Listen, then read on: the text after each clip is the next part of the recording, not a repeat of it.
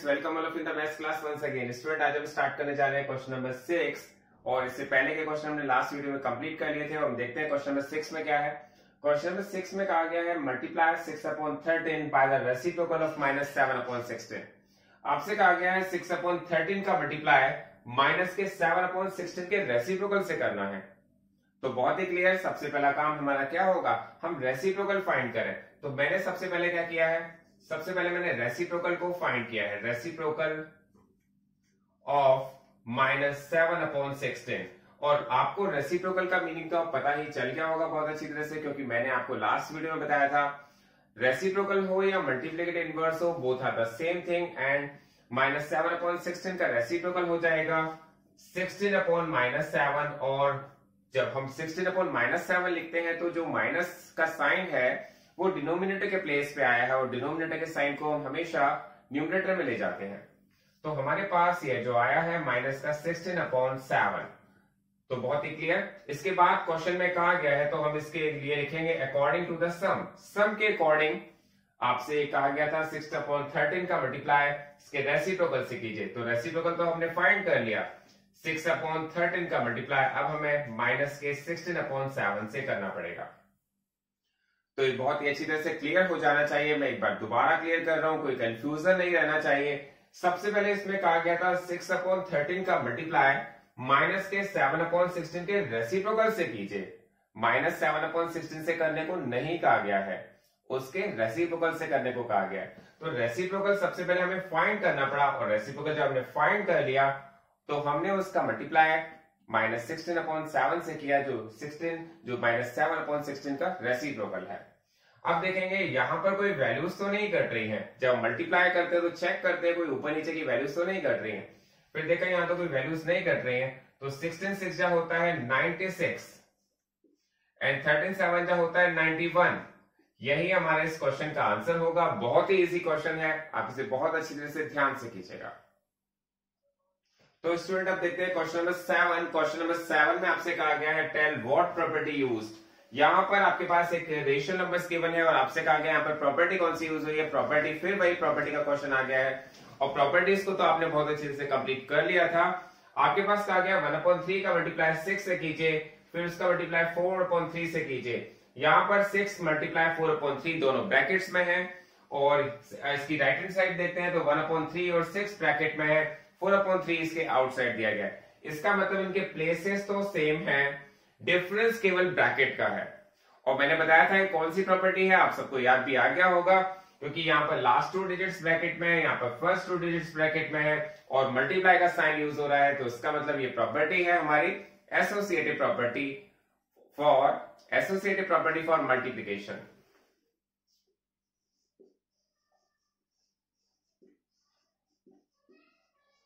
Associative property for multiplication.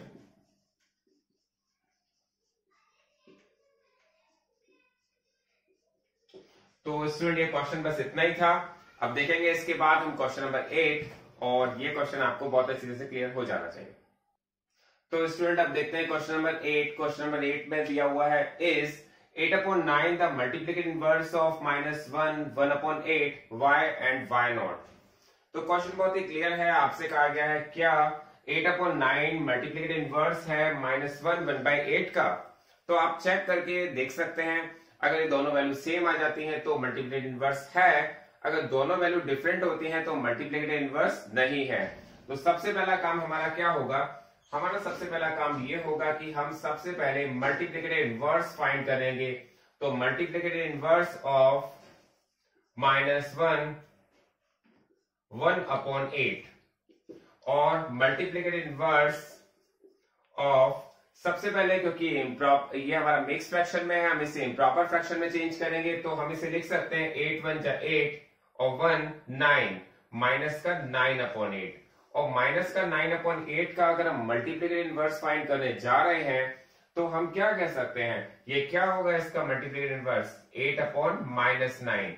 और मैंने बताया था जब हमारे पास नेगेटिव साइन डिनोमिनेटर के प्लेस पे आ जाता है तो हम उसे न्यूमरेटर के प्लेस पे ले आते हैं। तो ये हो जाएगा माइनस का 8/9। तो आपसे कहा गया है 8/9 क्या मल्टीप्लिकेटिव इनवर्स है। तो हमने देखा ये 8/9 है, ये माइनस का 8/9 है, तो यहां पर तो ये दोनों वैल्यूज इक्वल नहीं है, क्योंकि हमने अभी तक ये सीखा है कि मल्टीप्लिकेटिव इनवर्स जब हम फाइंड करते हैं, अगर कोई वैल्यू नेगेटिव है तो उसका मल्टीप्लिकेटिव इनवर्स भी नेगेटिव होता है, और अगर कोई वैल्यू पॉजिटिव है तो उसका मल्टीप्लिकेटिव इनवर्स भी पॉजिटिव होता है। तो ये हमारा आंसर इसका नो होगा, जो आप सबको बहुत ही अच्छी तरह से क्लियर हो गया होगा। इसके बाद हम इसका नेक्स्ट पार्ट देखते हैं, क्वेश्चन नंबर 9। क्वेश्चन नंबर 9 में आपके पास कहा गया है is 0.3 the multiplicative inverse of 3 1/3।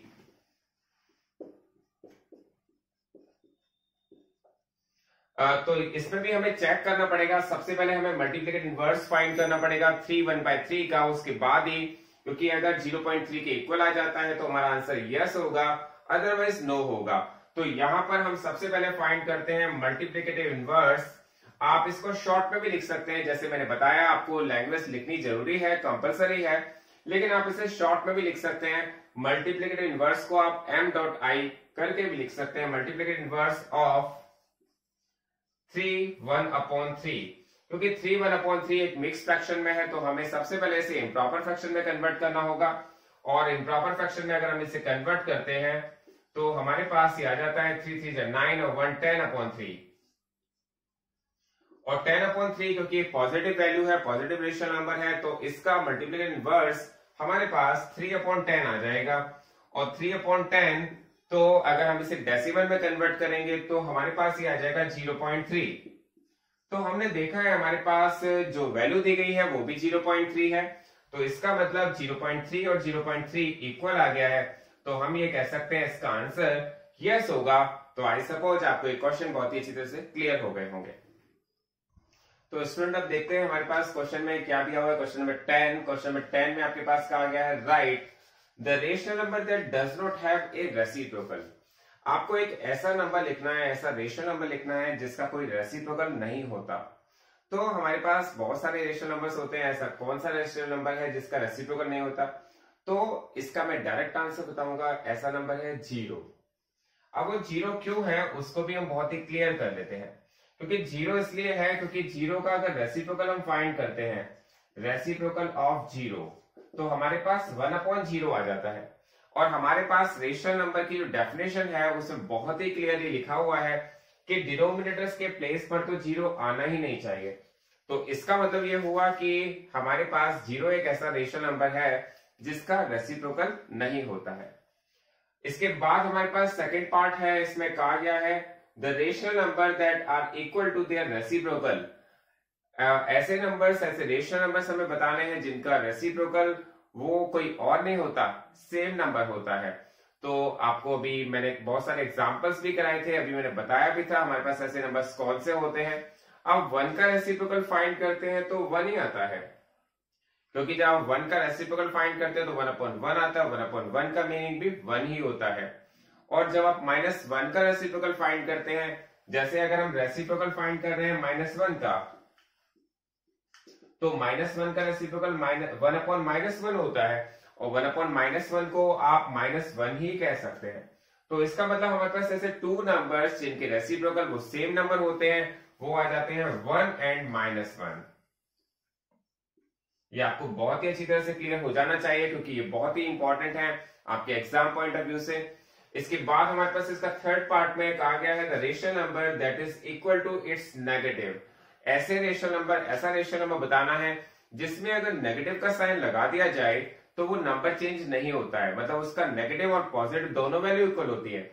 तो बहुत ही क्लियर ये भी हो जाना चाहिए हमारे पास ऐसा नंबर 0 है। अगर हम 0 को प्लस का 0 कहते हैं या हम माइनस का 0 कहते हैं तो इस पर कोई भी इफेक्ट नहीं पड़ता है, क्योंकि 0 तो 0 ही रहता है। तो ये क्वेश्चन आपका यहाँ पर क्लियर हो गया। आई सपोज आपको ये बहुत ही अच्छी तरह से समझ आ गया होगा। तो स्टूडेंट अब देखते हैं क्वेश्चन नंबर 11 इस एक्सरसाइज का लास्ट क्वेश्चन है। आई होप आपको ये क्वेश्चन अच्छी तरह से समझ में आ रहे होंगे, बेसिक आपका बहुत अच्छे से क्लियर हो गया होगा। तो अब हमारे पास लास्ट क्वेश्चन में कहा गया filling the blanks.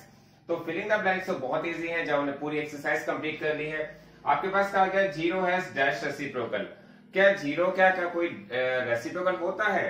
No, 0 has no reciprocal. अभी मैंने आपको बताया भी था तो यहां पर हमारा जो आंसर आएगा इसमें फिल इन द ब्लैंक्स में वो आएगा नो। बहुत ही क्लियर आपको हो गया होगा। इसके बाद आपसे कहा गया है the numbers dash and dash are their own reciprocal. अभी यहाँ पर सेम टू सेम क्वेश्चन आया था और कहा गया था कि ऐसे नंबर्स रेशनल नंबर्स कौन से हैं जिनका रेसिप्रोकल वो सेम नंबर होते हैं। तो अभी हमने देखा भी था 1 एंड -1 एक ऐसे रेशनल नंबर है जिनका रेसिप्रोकल अगर फाइंड करें तो वही सेम नंबर आते हैं। तो बहुत ही क्लियर। क्वेश्चन नंबर थर्ड, इसमें थर्ड पार्ट में देखते हैं द रेसिप्रोकल ऑफ -5। -5 का अगर आप रेसिप्रोकल फाइंड कर रहे हैं तो क्या आना चाहिए? रेसिप्रोकल अगर -5 का आप फाइंड करेंगे तो आपके पास आएगा माइनस का 1/5। तो ये भी आपको बहुत ही अच्छी तरह से समझ में आ जाना चाहिए। इसके बाद आपसे कहा गया रेसिप्रोकल ऑफ 1/x। 1/x का रेसिप्रोकल क्या होता है? Where x is not equal to 0। देखिए हमारे पास रेसिप्रोकल ऑफ मल्टीप्लिकेटिव इनवर्स का मीनिंग अब बहुत ही अच्छी तरह से क्लियर हो जाना चाहिए। वो नंबर इनवर्स हो जाता है, उसके साइन सेम रहते हैं। इसका मतलब 1/x का रेसिप्रोकल x/1 और x/1 को तो हम x ही कह सकते हैं। तो ये भी पार्ट हमारा बहुत अच्छी तरह से क्लियर हो गया होगा। इसके बाद देखते हैं the product of two rational numbers is always a. अब देखिए जब हम किसी टू रेशनल नंबर्स का प्रोडक्ट करते हैं तो डेफिनेट उसका आंसर भी रेशनल नंबर ही आएगा और तो कुछ नहीं आएगा। तो टू रेशनल नंबर्स का अगर प्रोडक्ट कर रहे हैं तो उसका हमेशा जो आंसर है वो रेशनल नंबर ही आएगा।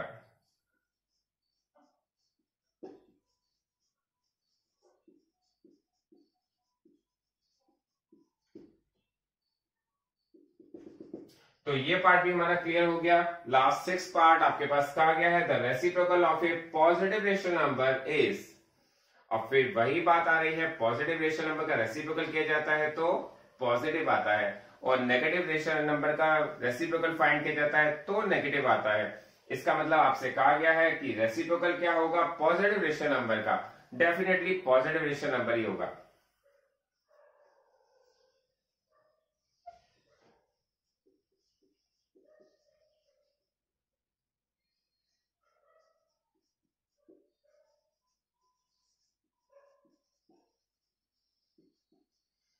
तो स्टूडेंट आपकी एक्सरसाइज यहाँ पर कंप्लीट हो गई है और आई थिंक ये एक्सरसाइज आपको बहुत अच्छी तरह समझ में आई होगी और ये आपको बहुत काम में आने वाली है आगे आने वाले चैप्टर्स में। Thanks for watching this video.